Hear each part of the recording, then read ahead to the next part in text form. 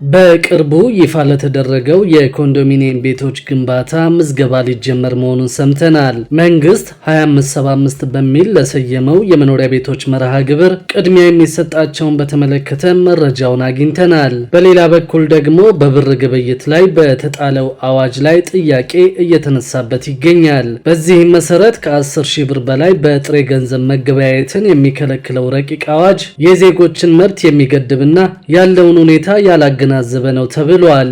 ሰላም ቤተሰቦቻችን፣ መረጃዎቹን የት ሀገርና የት ከተማ ሆናችሁ እየተከታተላችሁ እንደምትገኙ በሐሳብ መስጫው ላይ ጻፉልን። ከኮንዶሚኒየም ቤቶች ጋር በተያያዘም ያላችሁን ሐሳብ አካፍሉን። አሁን ዝርዝር መረጃዎቹን አንድ በአንድ ወደ እናንተ እናደርሳለን። እስከ መጨረሻው አብራችሁን ቆዩ።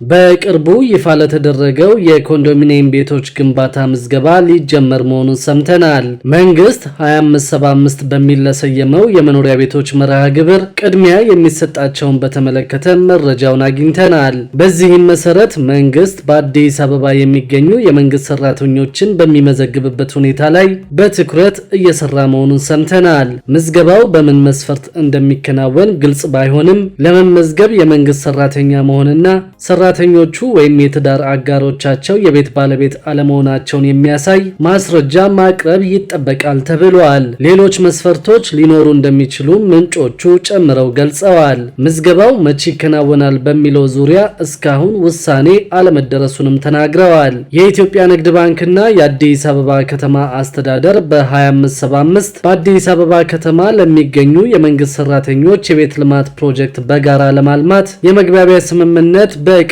መፈራረማቸው ይታወቃል። የአዲስ አበባ ከተማ አስተዳደር የቤቶች ልማት አስተዳደር ቢሮ ኃላፊ ወይዘሮ ቅድስት ወልደ ጊዮርጊስ እንደገለጹት ከሆነ ስምምነቱ ቤት የሌላቸው የመንግስት ሰራተኞችን ችግር ለመቅረፍ የሚያስችል ነው። የመንግስት ሰራተኛው 25 በመቶ እንዲቆጥብ የሚጠበቅ ሲሆን 75 በመቶ በባንክ ብድር ይቀርባል ብለዋል። የብድሩ ጊዜ ለ20 ዓመት የሚከፈል መሆኑን ጠቅሰው 41 ሺህ በአዲስ አበባ የሚገኙ የመንግስት ሰራተኞችን ተጠቃሚ የሚያደርግ መሆኑን ጠቁመዋል። ከፕሮጀክቱ የአዲስ አበባ መምህራን ቅድሚያ ተጠቃሚ እንደሚሆኑም ነው የገለጹት።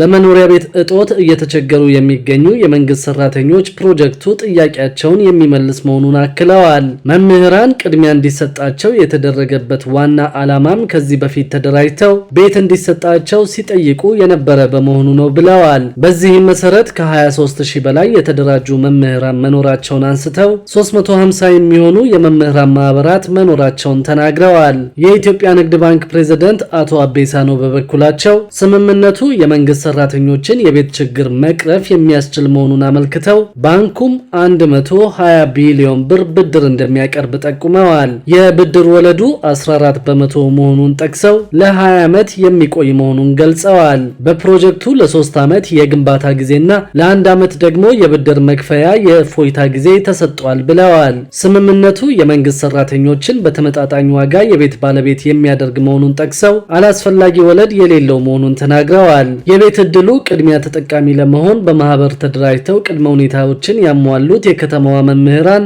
ቅድሚያ እንደሚሰጣቸው በመግለጫው ላይ የተገለጸ ሲሆን በሂደት ደግሞ ሁሉም ቤት የሌላቸው የከተማ አስተዳደሩና የፌዴራል መንግስት ሰራተኞች የመርሃ ግብሩ ተጠቃሚ እንደሚሆኑ ተገልጿል። በሌላ በኩል ደግሞ በብር ግብይት ላይ በተጣለው አዋጅ ላይ ጥያቄ እየተነሳበት ይገኛል። በዚህም መሰረት ከ10 ሺህ ብር በላይ በጥሬ ገንዘብ መገበያየትን የሚከለክለው ረቂቅ አዋጅ የዜጎችን መብት የሚገድብና ያለውን ሁኔታ ያላገናዘበ ነው ተብሏል። ገንዘብ ሚኒስቴር ከ10 ሺህ ብር በላይ በጥሬ ገንዘብ መገበያየት የሚከለክለውንና ግብይት ሲፈጽም የተገኘ ላይ ቅጣት እንዲጣልበት የሚያስገድደውን ረቂቅ አዋጅ ማዘጋጀቱ የሚታወቅ ሲሆን በጉዳዩ ላይ ባለሙያዎችም አስተያየታቸውን እየሰጡ ይገኛሉ።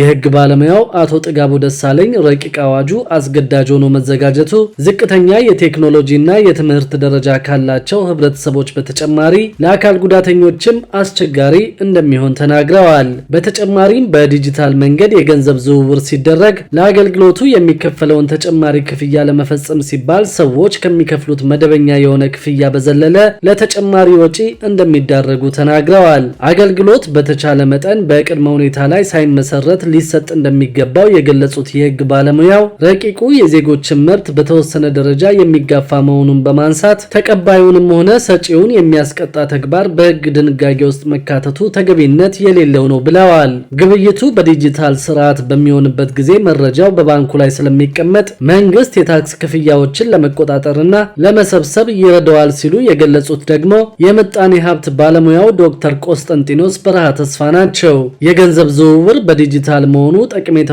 እንደሚኖሩት ያነሱት ባለሙያው ጥሬ ገንዘብ ለማተምና ለመቀየር የሚወጣውን ከፍተኛ የሆነ ወጪ እንደሚቆጥብና በርካታ ሰዎችን በዲጂታል ገንዘብ ዝውውር ላይ ተሳታፊ እንዲሆኑ ለማድረግ እንደሚያስችል አስረድተዋል። የህብረተሰቡን የቴክኖሎጂ አጠቃቀም በተመለከተ ያለው የማንበብና የመጻፍ ደረጃ እንደ ሀገር ያላደገበት ሁኔታ በመኖሩ ለጊዜው ችግሮች ሊያጋጥሙ እንደሚችሉም ሳይጠቁሙ አላለፉም። በሌላ በኩል ደግሞ በአገዋ ዕድል መታገድና በቅርቡም የአሜሪካ መንግስት በጣለው የ10 በመቶ ታሪፍ ምክንያት ወደ አሜሪካ የሚላከው የኢትዮጵያ አበባ ተጽዕኖ አርፎበታል መባሉን ሰምተናል። በመሆኑም ኢትዮጵያ ለአበባ ምርቷ በአፍሪካ በመካከለኛው ምስራቅና በአውሮፓ ሀገራት አማራጭ ገበያ እያፈላለገች መሆኗ ተሰምቷል። የአሜሪካው ፕሬዝደንት ዶናልድ ትራምፕ ኢትዮጵያን ጨምሮ ወደ አሜሪካ ምርቶቻቸውን በሚልኩ 100 ሀገራት ላይ በቅርቡ ታሪፍ መጣላቸው ይታወሳል። በኢትዮጵያ ላይ የተጣለው ታሪፍ 10 በመቶ መሆኑም ይታወቃል። ቀደም ሲል የአፍሪካ ሀገራት የተለያዩ ምርቶቻቸውን ከቀረጥ ነፃ ወደ አሜሪካ እንዲያስገቡ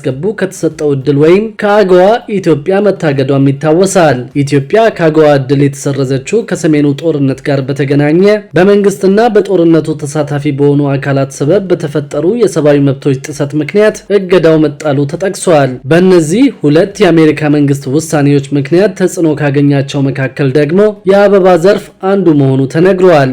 ኢትዮጵያ ከአገዋ ዕድል ከታገደች በኋላ 6 በመቶ ታክስ እየከፈለች ምርቱን ስትልክ እንደቆየች የሚያስታውሱት የኢትዮጵያ አበባ አትክልትና ፍራፍሬ አምራቾችና ላኪዎች ማህበር ዋና ዳይሬክተር አቶ ቴዎድሮስ ዘውዴ የፕሬዝዳንት ትራምፕን ውሳኔ ተከትሎ ደግሞ የምንከፍለው ታክስ ወደ 16 በመቶ ከፍ አድርጎታል ሲሉ ተናግረዋል። ተጽዕኖን ለመቋቋም ለኢትዮጵያ የአበባ አትክልትና ፍራፍሬ ምርቶች ተጨማሪ ገበያዎችን እያፈላለግን ነው ሲሉም አቶ ቴዎድሮስ ተናግረዋል። ምርቶቹን ወደ አፍሪካ፣ መካከለኛው ምስራቅና አውሮፓ ሀገራት በስፋት ለመላክ ስራዎች መጀመራቸውንም ገልጸዋል። ኢትዮጵያ ወደ አሜሪካ ከላከችው አበባ እስከ 45 ሚሊዮን ዶላር ስታገኝ መቆየቷ ተነግሯል። ኢኳዶርና ኮሎምቢያ ደግሞ በአሜሪካ ገበያ ኢትዮጵያን በአበባ ምርት የሚፎካከሩ ሀገራት እንደሆኑ ተጠቅሷል። ኢኳዶር ልክ እንደ ኢትዮጵያ የ10 በመቶ ታሪፍ በፕሬዝደንት ትራምፕ የተጣለባት ሲሆን የኮሎምቢያ ደግሞ 16.8 በመቶ ነው። ሁለቱ ሀገራት ለአሜሪካ ቅርብ በመሆናቸው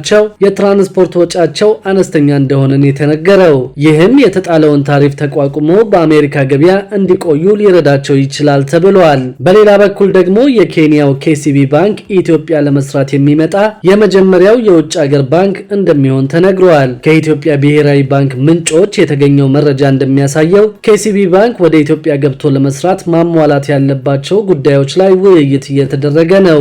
በቅርቡ ስራውን ለመጀመር የሚያስችለውን እንቅስቃሴ ማድረግ እንደሚጀምርም ምንጮቹ ገልጸዋል። KCB ባንክ የኢትዮጵያ የፋይናንስ ዘርፍ ውስጥ ይገባሉ ተብለው ከሚጠበቁ የውጭ ሀገራት ባንኮች የመጀመሪያው እንደሚሆን ነው መረጃው የሚያሳየው። ብሔራዊ ባንክ ከKCB ባንክ ከፍተኛ የማኔጅመንት አባላት ከዋና ስራ አስፈጻሚው እንዲሁም ደግሞ ከቦርድ አባላቱ ጋር ውይይት ማካሄዱን በማህበራዊ የትስስር ገጹ አጋርቷል። በዚህም መሰረት ባንኩ ኢትዮጵያ ለመግባት ዝግጁ ነው ተብሏል። በቅርቡ ለ2 ቀናት በተካሄደ የኢትዮጵያ የፋይናንስ ፎረም ላይ KCB ባንክ በኢትዮጵያ ስራ ለመጀመር ፍላጎት እንዳለው መግለጹ አይዘነጋም። የህዝብ ተወካዮች ምክር ቤት በ2017 ዓ.ም ያጸደቀውና የውጭ ባንኮች ወደ ኢትዮጵያ ገበያ እንዲገቡ የሚፈቅደው የባንክ ስራ አዋጅ ማንኛውም የውጭ ባንክ ከብሔራዊ ባንክ የጽሑፍ ፈቃድ ሳያገኝ ኢትዮጵያ ውስጥ ቅርንጫፍ ወይም ንዑስ ቅርንጫፍ መክፈትም ሆነ የተከፈተውን መዝጋት እንደማይችል ደንግገዋል። በተጨማሪም አዋጁ ማንኛውም ባንክ በከፊል ወይም ሙሉ በሙሉ በባለቤትነት የሚይዘው ቅርንጫፍ ባንክ ወይም እንደራሴ ቢሮ